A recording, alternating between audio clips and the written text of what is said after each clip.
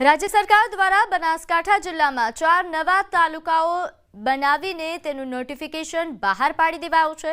પાલનપુર તાલુકાના સૌથી મોટા ગઢ ગામને તાલુકો બનાવવાની છેલ્લા 30 વર્ષથી માંગ થઈ રહી છે, પરંતુ તેને તાલુકો ન બનાવતા ગઢગામ સહિત આજુબાજુના 30 ગામોના લોકોએ ગઢગામ ભેગા થઈને સૂત્રોચ્ચાર કરી ઉગ્ર વિરોધ નોંધાવ્યો। ગઢગામમાં સરકારી હોસ્પિટલ, પશુ દવાખાનું, પોલીસ સ્ટેશન, વિદ્યુત કચેરી સહિત અનેક સરકારી કચેરીઓ આવેલી છે। ગઢગામમાં અનેક કચેરીઓ, બેંક, 100 જેટલા હીરાના કારખાના હોવાથી આજુબાજુના ગામોના લોકો ધંધાર્થે ગઢગામમાં રોજ અવરજવર કરે છે।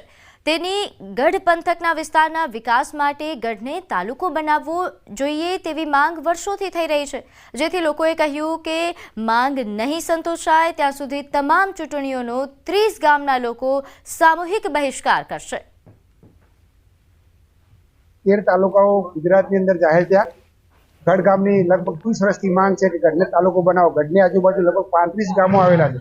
ગઢ મોટું ગામ છે, 15 થી 20 ઘર વસ્તી ધરાવતું ગામ છે અને મોટું ગામ છે। ગઢ ગામની અંદર ઘણી બધી સુવિધાઓ છે। સરકાર જો તાલુકો જાહેર કરે તો ઘણી સુવિધાઓ ઉપલબ્ધ છે, એટલે ઘણો ખર્ચ પણ ઉતરે એમ નથી। તો સરકારને વિનંતી કરીએ છીએ કે ભાઈ જલ્દીમાં જલ્દી આ જોઈ રાહ અમે કેટલા દિવસ જોઈશું, અમને તાલુકો અર્જન્ટમાં રાતોરાત કર્યો। ગઢને તાલુકો બનાવવા માટે વારંવાર આવેદનપત્રો આપવા છતાં ધારાસભ્યની ચૂંટણી હોય, સંસદ સભ્યની હોય, ગમે તે જિલ્લા પંચાયતની હોય કે તાલુકા પંચાયતની હોય, છતાં પણ નેતાઓને વારંવાર રજૂઆત કરવા છતાં અમને કોઈ તાલુકા માટે બહિષ્કાર કરવામાં આવ્યો છે। અમારો જો 4 તાલુકા આપ્યા ને અમને તેમાંથી બાકાત કરવામાં આવ્યા છે। અમારી વર્ષો જૂની માંગણી છે કે ગઢને તાલુકો બનાવવો। ધારાસભ્યની, સંસદ સભ્યની, તાલુકા પંચાયત, જિલ્લા પંચાયતની ચૂંટણીઓ આવે એટલે અનેક નેતાઓ વચનો આપીને જાય છે, પણ ગઢને તાલુકો બનાવતા નથી। તો હવે અમે આવતા સોમવારથી કલેક્ટરમાં આવેદનપત્ર આપશું એક, અને જે બી રાજકીય પક્ષના કે વિરોધ પક્ષના કોઈ બી નેતાઓ જ્યારે ચૂંટણી પ્રચારમાં આવશે એટલે એનો સદંતર અમે બહિષ્કાર કરશું। જીએસટી ઘટાડાની સમજ આપવા માટે યોજાયેલા કાર્યક્રમમાં રાજ્યના નાણામંત્રીએ કહ્યું કે આ ઘટાડો કદાચ કેટલાક કિસ્સામાં તાત્કાલિક ન જોવાય, કારણ કે જૂનો સ્ટોક હોઈ શકે છે, તે બાદ ટેક્સ નીકળી જશે અને ફ્રેશ સ્ટોક આવતા તેનાથી ગ્રાહકોને ફાયદો થશે। ઉપરાંત કેટલીક ફૂડ પ્રોડક્ટ અને એમઆરપી કે આગળની ટેડ હોય તો તાત્કાલિક સુધારો નહીં દેખાય, પહેલા ડેટ સુધરીને આવશે અને ફ્રેશ સ્ટોક આવશે, તે બાદ ગ્રાહકોને ફાયદો થશે। વાપીમાં આયોજિત કાર્યક્રમમાં નાણામંત્રીએ આ વાત કરી।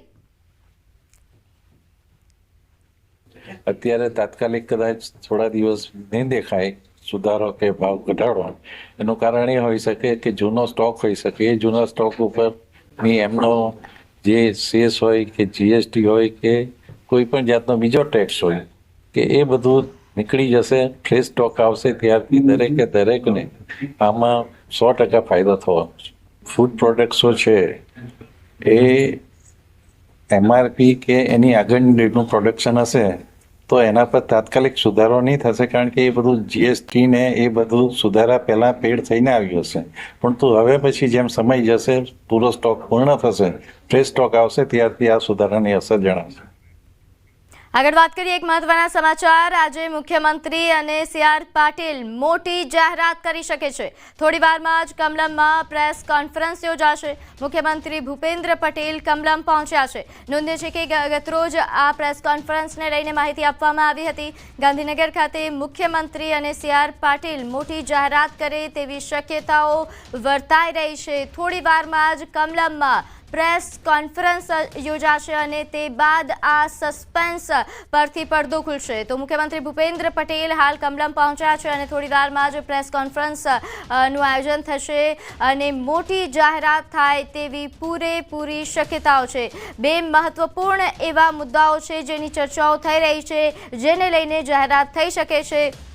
સૌથી પહેલા વાત એ પ્રદેશ પ્રમુખ કોણ હોય, કદાચ એની પણ જાહેરાત થાય તેવી ચર્ચાઓએ જોર પકડ્યું છે। બીજી તરફ મંત્રીમંડળમાં ફેરફારને લઈને ઘણા સમયથી ચર્ચાઓ ચાલી રહી હતી, કદાચ તેને લઈને કોઈ માહિતી બહાર પાડી શકાય એમ છે। ત્યારે આજે પ્રેસ કોન્ફરન્સ બાદ સસ્પેન્સ પરથી પડદો ઉઠી શકે છે। મુખ્યમંત્રી અને CR પાટીલ દ્વારા કોઈ મોટી જાહેરાત થાય તેવી પૂરેપૂરી શક્યતાઓ છે। થોડી વારમાં જ કમલમમાં પ્રેસ કોન્ફરન્સ યોજાશે। હાલ કમલમ ખાતે મુખ્યમંત્રી ભૂપેન્દ્ર પટેલ પહોંચી ચૂક્યા છે। નોંધનીય છે કે CR પાટીલ સાથે આ પ્રેસ કોન્ફરન્સ યોજાવાની છે, જેને લઈને વધુ વિગત સાથે આપણી સાથે ગૌતમ જોડાઈ ગયા છે। ગૌતમ, આજે કોઈ મોટી જાહેરાત થાય તેવી પૂરેપૂરી શક્યતા છે?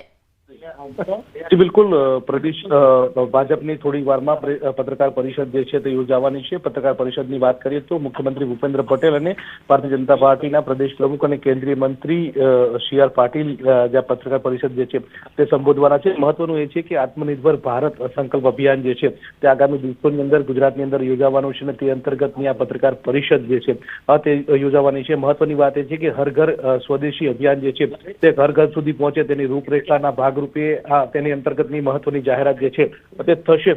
તે પ્રકારની આ જે પ્રેસ વાર્તા જે છે તે ટૂંક સમયની અંદર સંબોધન થશે। જી ગૌતમ, આભાર, સતત અપડેટ આપનાથી લેતા રહીશું।